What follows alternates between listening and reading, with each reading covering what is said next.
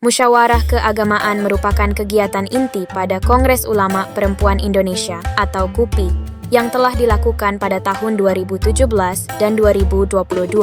Dalam musyawarah keagamaan, ulama perempuan merespon isu-isu krusial dan darurat yang dialami atau berdampak pada kehidupan perempuan, anak, kelompok lemah yang seringkali dilupakan. Dalam merumuskan hasil musyawarah keagamaan, KUPI menggunakan metodologi yang khas yaitu pendekatan ma'ruf, pendekatan mubadalah, dan pendekatan keadilan hakiki. Metodologi KUPI ini bekerja dengan saling terkait dan tidak terpisahkan saat digunakan dalam merespon persoalan keagamaan.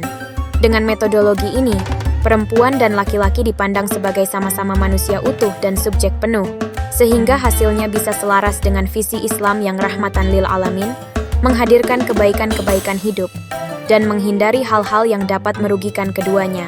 Pada Kongres Ulama Perempuan kedua yang diselenggarakan pada November 2022 di Jepara, KUPI mengeluarkan 5 pandangan keagamaan yaitu 1. Hukum peminggiran perempuan yang berdampak pada tidak terjaganya NKRI dari bahaya kekerasan atas nama agama adalah haram.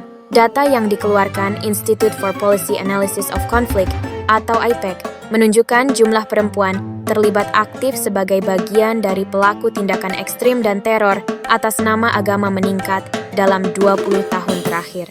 Perempuan berperan sebagai pelaku atau kelompok rentan yang tidak memperoleh perhatian cukup dari para pihak. Di sisi lain, perempuan juga berperan sebagai pelaku perdamaian karena kekuatan, kepedulian, dan solidaritas antar perempuan menjadi landasan yang menguatkan kerja-kerja kemanusiaan dan perdamaian, terutama pada berbagai tindak kekerasan atas nama agama dan budaya di Indonesia. Untuk melindungi perempuan dari berbagai bentuk kekerasan atas nama agama, maka negara dalam berbagai tingkat otoritasnya, lembaga keagamaan, lembaga sosial, dunia usaha, masyarakat sipil, keluarga dan media, bertanggung jawab untuk melindungi perempuan dengan berbagai cara dan kemampuannya.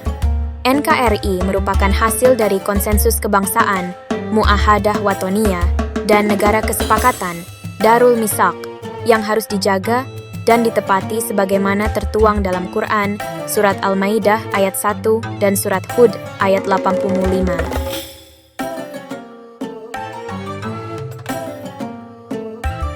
NKRI juga terbukti menjadi rumah besar yang aman bagi implementasi tujuan syariat, Maqasidus Syariah. Karenanya, cinta tanah air menjadi prasyarat kesempurnaan iman. Oleh karenanya, hukum menjaga NKRI dari bahaya kekerasan atas nama agama adalah wajib bagi setiap warga negara. 2. Hukum melakukan pembiaran sampah yang merusak kelestarian lingkungan dan mengancam keselamatan manusia, terutama perempuan, adalah haram. Pengelolaan sampah yang tidak tepat telah mengakibatkan kerusakan lingkungan dan mengancam kehidupan manusia. Berbagai data menunjukkan dampak bahaya dari pengelolaan sampah yang tidak tepat, seperti bencana longsor, banjir, dan kerusakan alam di beberapa tempat yang telah memakan banyak korban. Mengantisipasi agar tak lagi ada korban atas polusi sampah, wajib hukumnya bagi pemerintah dan pemegang kebijakan untuk membangun infrastruktur politik, sosial, ekonomi, ilmu pengetahuan, dan teknologi yang mendukung pengelolaan sampah untuk keberlangsungan lingkungan hidup dan keselamatan manusia, terutama perempuan. Menjaga bumi dan tidak merusaknya adalah wasiat Nabi Muhammad. Karena bumi dianggap sebagai ibu manusia, sebagaimana tertuang dalam hadis riwayat At-Tabrani, nomor 4595. Juga sebagai tempat manusia berasal, dan akan kembali sebagaimana dalam Al-Quran Surat Toha ayat 55. Demi menjaga kelangsungan bumi yang aman dan nyaman bagi semua ciptaan Tuhan, individu, keluarga, masyarakat, pemerintah maupun korporasi, wajib mengurangi dan mengelola sampah sesuai kemampuan dan kewenangan masing-masing. 3. Hukum melakukan perlindungan terhadap perempuan dari bahaya pemaksaan perkawinan adalah wajib.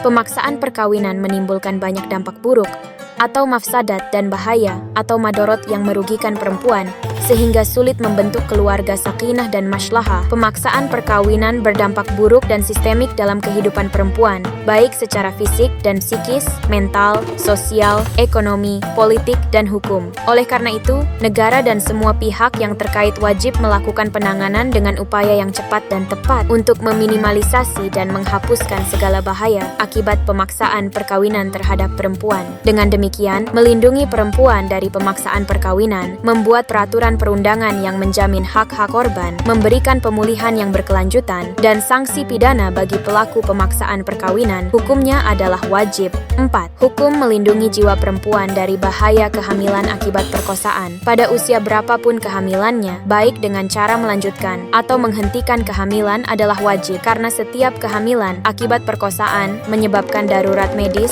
dan atau psikiatris. Perkosaan adalah kriminal, dan kehamilan yang diakibatkannya adalah berbahaya atau madorot, baik pada jiwa, sosial, dan kondisi reproduksi perempuan. Perempuan korban perkosaan telah mengalami kezaliman dan pelemahan secara berlipat, baik secara fisik, psikis, maupun sosial. Perempuan korban perkosaan masuk dalam kategori mustad'afin yang harus didukung dan ditolong, sebagaimana tertuang dalam Al-Quran Surat An-Nisa ayat 75, serta difasilitasi untuk bisa keluar dari kezaliman yang dialaminya, sebagaimana dalam Quran Surat Ibrahim ayat 1.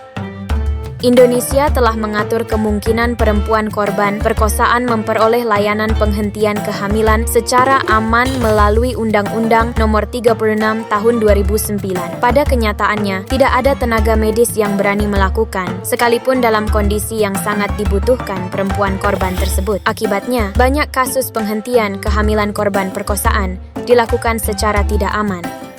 Membiarkan perempuan korban perkosaan dalam bahaya kehamilan adalah melanggar prinsip-prinsip hukum Islam, Maqasidus Syariah. Karena itu, melindungi jiwanya, baik dengan cara menghentikan kandungannya dalam usia berapapun, atau melanjutkannya dengan memfasilitasi kebutuhannya, adalah wajib. 5. Hukum melakukan tindakan pemotongan dan atau pelukaan genitalia perempuan, P2JP, yang membahayakan tanpa alasan medis adalah haram. Perbedaan bentuk dan fungsi reproduksi antara laki-laki dan perempuan menyebabkan perbedaan signifikan saat dilakukan pemotongan dan atau pelukaan organ kelamin keduanya.